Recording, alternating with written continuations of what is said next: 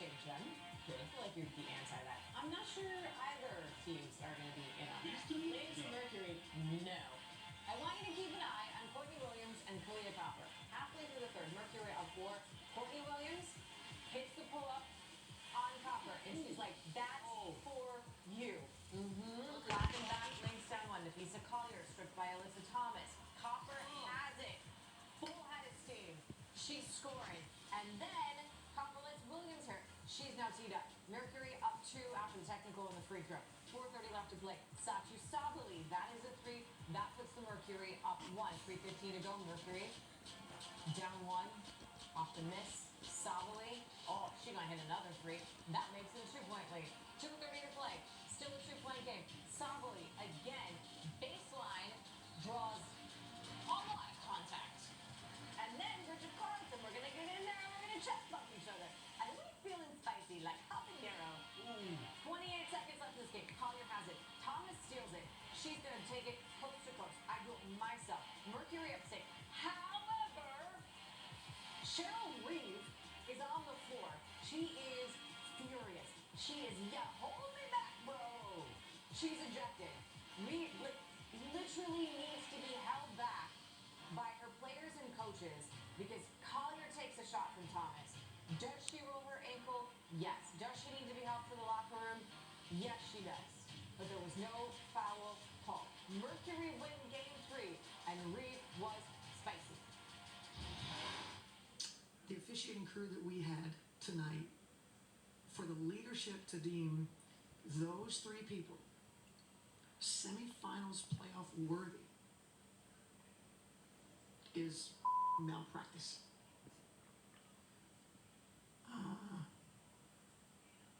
I can take it down with the best of them.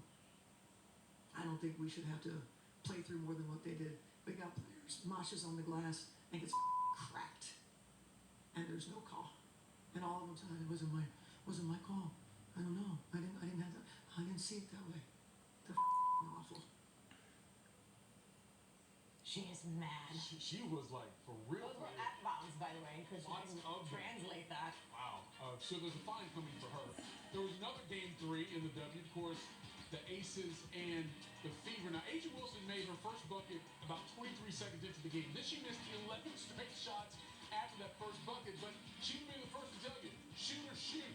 So in the third quarter, she knocks down that jumper. 27 minutes and 34 seconds in between those 2 made buckets, but it tied the game at 53. Aaliyah Boston finds Kelsey Mitchell for the 3. She had 21. Fever back up 3. Jackie Young to Asia. Bucket. Then Dana Evans finds her spot. She knocks down the jumper. Aces take the lead. And then right before the end of the third, Chelsea to Young. She had 25 points, second most in a playoff game for her. Just like that, the Aces had a 3-point lead going to the 4th. About 6 minutes to go in the game. Jackie Young's like, come move with the movement. Out to Melissa Smith. Back to Jackie. Over to Asia. Jackie had 4 assists. Aces up 6. Then Evans along the baseline. She had 10 off the bench, and the momentum was there because they had a 10-point lead. And then Young, Smith, reverse. She had 16. The Aces were up 12. Asia finishes with 13 points, 8 rebounds, 3 blocks, 5 players in double digits. Vegas wins consecutive games for the first time this postseason. 84-72 was the final. They can clinch the series Sunday in Game 4. Carolyn Pack joins us now. We'll just take this conversation sort of like as the night went. So we'll start with the early game first. For the Aces, we just heard Michael talk about sort of the unusual stat line for Asia Wilson, yet the Aces still pulled out the win. How did they do it despite maybe not getting their best from Asia Wilson? Well, I think that Asia saved the best for last. She struggled the first 3 quarters. Then her offense started to come to her in the 4th quarter. And the Aces as a whole, they were able to get to the free throw line. I think that made the biggest difference in that second half. And you cannot leave out the contributions of Jackie Young and Chelsea Gray. They combined for 40 points. They combined for 10 of the 20 assists. It's as if the big 3 of Las Vegas, when one of them's down, the other 2 step up. And that was Jackie and Chelsea for the Aces chance to close out this series Sunday.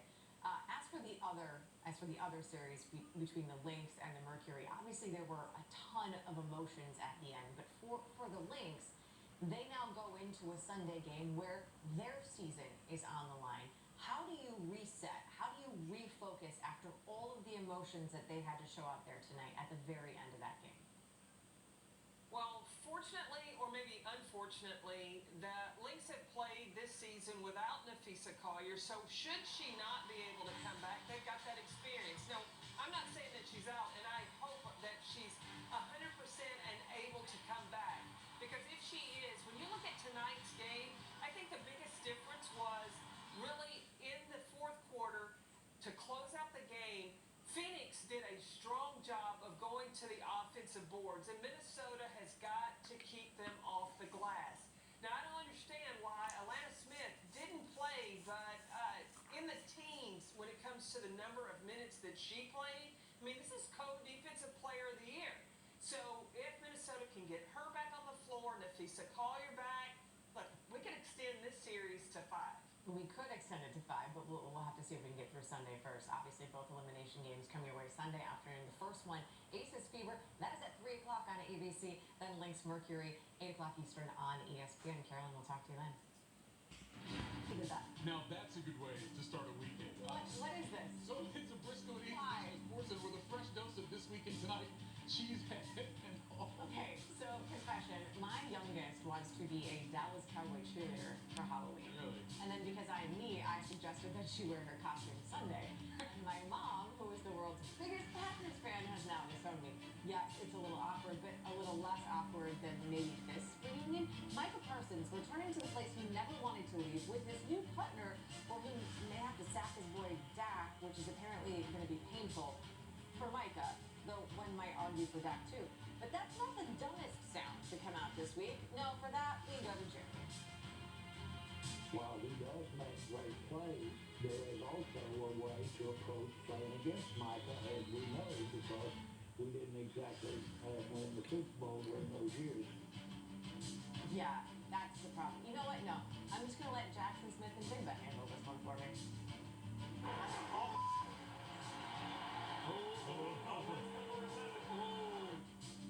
Do not take me count to 3, Jerry. You're not in it to win it. You're in it for the power and the publicity. And I'm not afraid for this part.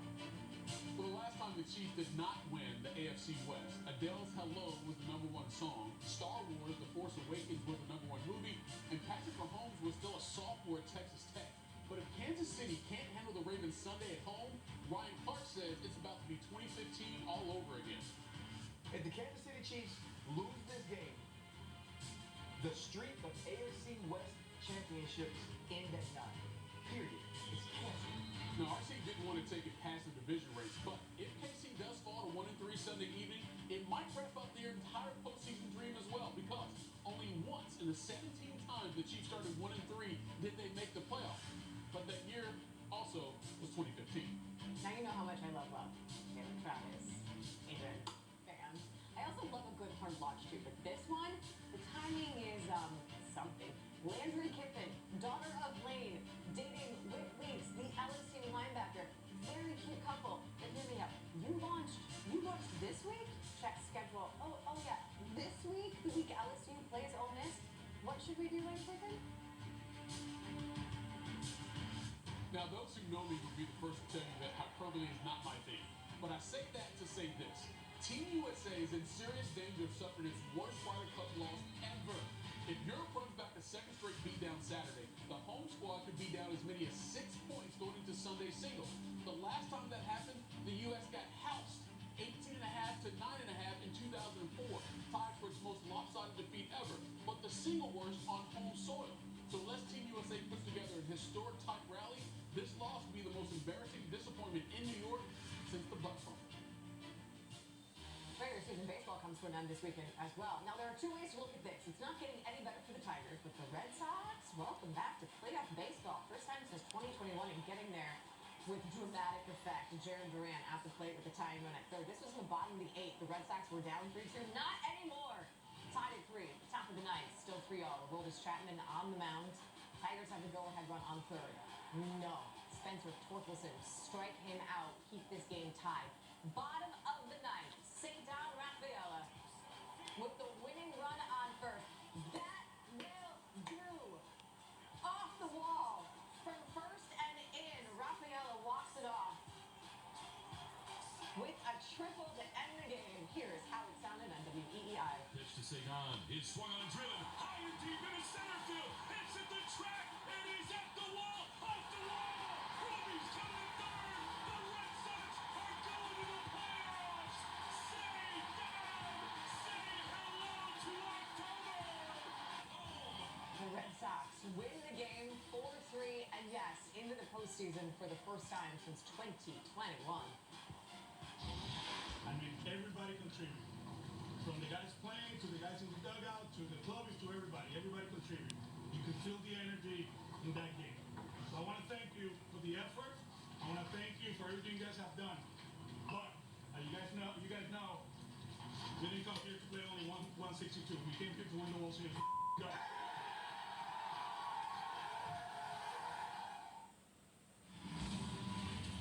For the Yankees and Orioles also in action on Friday. That meant Aaron Judge had some plate appearances, and that one was absolutely crushed. His 52nd home run of the season, and it's the 23rd home run he's hit this year that put the Yankees in the lead. They go on to win it 8-4. The Blue Jays also won, so there's still a tie atop that AL East. Toronto, though, has the tiebreaker. Ruling the Game is brought to you by Burger King, where you write the rules of value. From Burger King classics to fan favorites like Cinnamonnies, the $5 Duo, and $7 Trio. Let you choose your deal. You rule. Coming up, is it the best weekend of the college football season? Seems like it. Like, we are off to a darn good start. But after FSU's loss, who else should be on upset alert? That is next on Sports. Ladies and gentlemen, this is Walter Eggleston Jr. about to get the heck away from my YouTube channel, so peace out. Have a good day.